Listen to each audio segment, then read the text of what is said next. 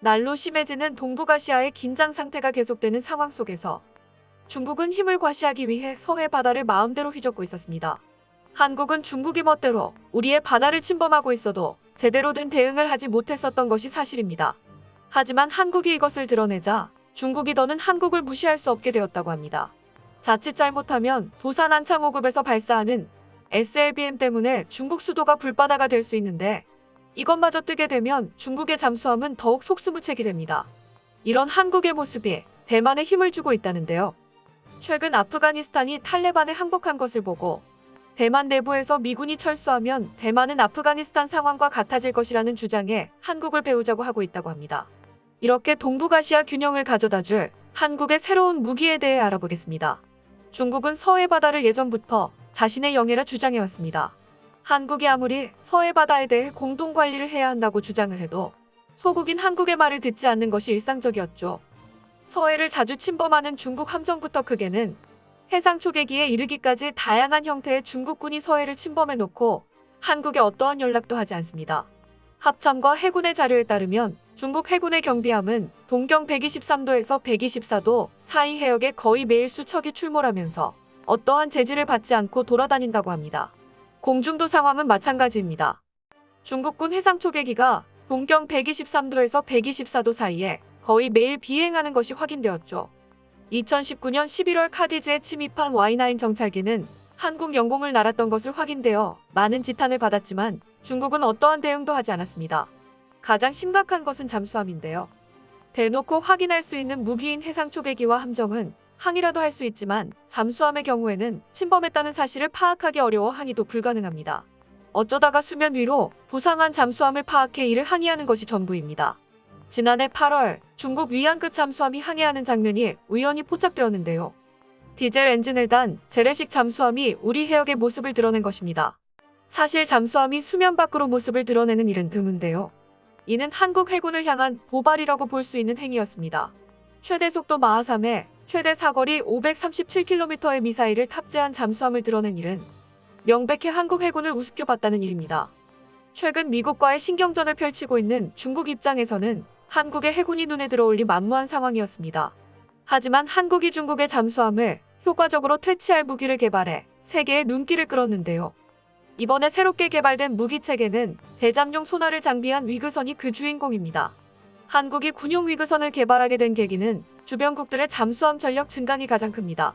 앞에서 언급했듯이 중국은 우리 앞바다에 제집 드나들듯이 잠수함을 보내고 일본도 잠수함 전력을 늘리고 있는 추세입니다.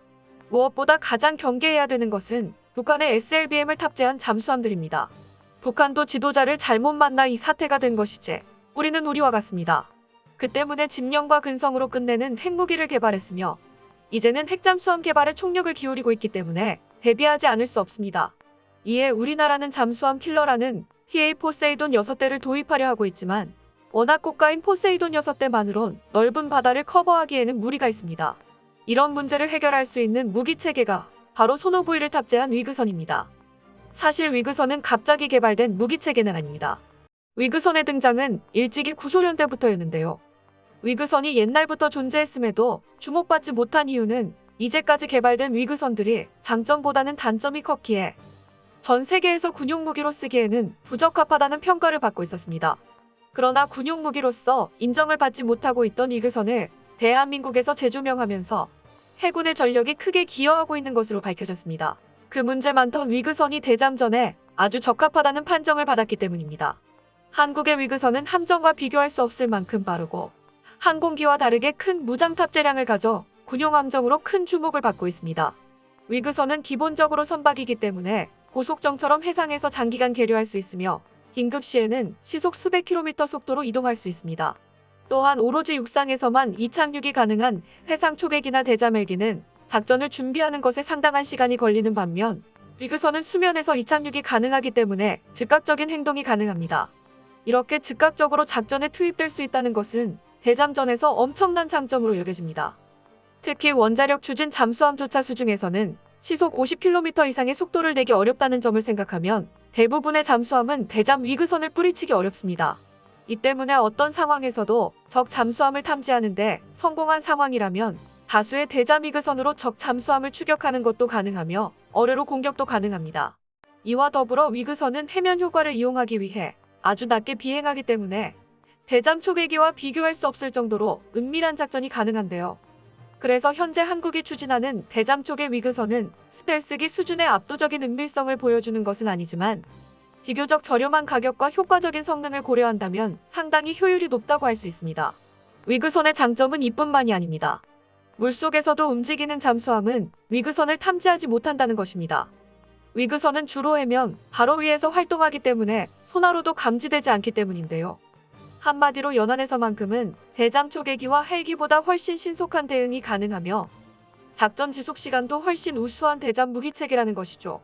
때문에 중국은 현재 남중국해와 서해에서 잠수함을 많이 운용하고 있는데 한국의 대잠 초계 위그선이 개발된다면 잠수함 운용에 제한이 생길 것으로 예상됩니다. 이렇게 강대국들 사이에서도 엄청난 발전을 이루고 있는 한국은 대만에 큰 귀감이 되고 있습니다. 대만은 미군이 아프가니스탄에서 철수하면서 순식간에 아프간 정부가 탈레반에 의해 점령되는 것을 목격했습니다. 아프가니스탄 국민들은 탈레반을 피하기 위해 카불 공항으로 몰려가 무리하게 미군 수송기에 올라타려고 했다 떨어지는 사고를 당했습니다. 이는 베트남 전쟁부터 해서 미군이 참전했다가 철수만 하면 그 나라는 망한다는 속설이 있을 정도인데요. 중국은 오늘은 아프간, 내일은 대만 차례라고 말하고 있습니다. 이 말의 의미는 미군이 지켜주고 있는 대만은 미군이 철수하면 곧바로 망할 것이라는 뜻인데요. 아프가니스탄 사태로 대만은 큰 신음에 빠졌습니다. 미국과 대만의 관계가 단단하다고는 말하고 있지만 실제로 미국은 대만을 중국에 대한 견제 카드로 쓰고 있기 때문입니다. 이에 중국 매체는 대만 언론들도 아프가니스탄 쇼크라고 표현하며 미군이 아프가니스탄에서 철수하자마자 이런 일이 벌어졌다고 대대적으로 보도하였고 미국이 대만을 포기할 것인지에 대한 언론의 분석이 시작되고 있다고 전했습니다. 또한 중국 전문가들은 대만 정부가 반중 친미 친일 전략을 채택하여 미국 대중 전략의 일부가 되고 싶어 하지만 대만은 곧 미국에 버려진 아들이 될 가능성이 높다고 말하고 있습니다. 그러면서 중국은 미국이 동맹국을 버리고 도피한 것은 이번이 처음이 아니라면서 베트남 전쟁을 그 해로 들었습니다. 이런 중국의 언론 플레이에 대만 정치인들도 상당히 불안해하며 미군에 대한 의존을 경계하는 입장을 내고 있습니다. 대만의 야오웅샹 전 국방대학 교수는 한국에게서 배워야 아프가니스탄 같은 상황이 와도 버틸 수 있다고 말하고 있는데요. 야오웅샹은 북대서양조약기구, 한국, 일본, 리투아니아와 에스토니아, 라트비아를 포함한 발트 3국, 폴란드 등의 국가안보 전략이 모두 미국과 함께하는 것이라면서 대만은 당연히 미국 쪽에 서야 한다고 설명하고 있습니다. 특히 그는 한국을 거론하며 한국은 미국의 무기를 원조받는 것을 시작으로 끊임없이 발전했고 미국의 최신 무기들을 살 수 있게 되자 결국 한국형 전투기 KF-21을 개발할 수 있는 수준까지 올라왔다고 전했습니다. 그는 중국이 아프가니스탄과 베트남 같은 나쁜 예만 보여주며 위기감은 조성하고 있지만 한국 같은 모범 사례가 있음을 보여주며 역설하고 있는 것입니다.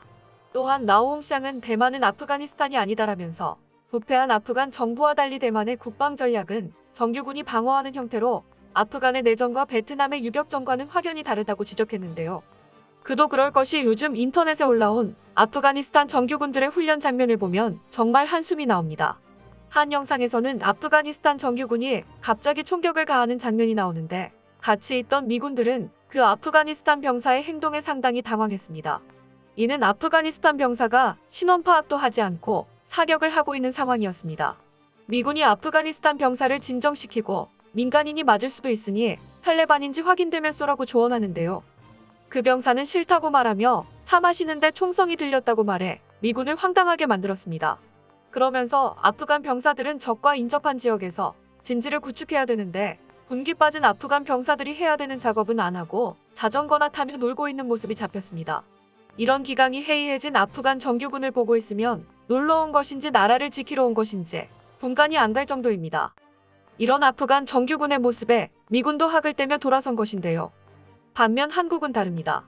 맥어더 장군은 한국의 한 병사의 후퇴하란 명령을 받지 못했습니다라는 말에 감명을 받아 물심양면으로 도와줬고 70년이 지난 시점에서도 미군은 한국을 떠나지 않고 있습니다.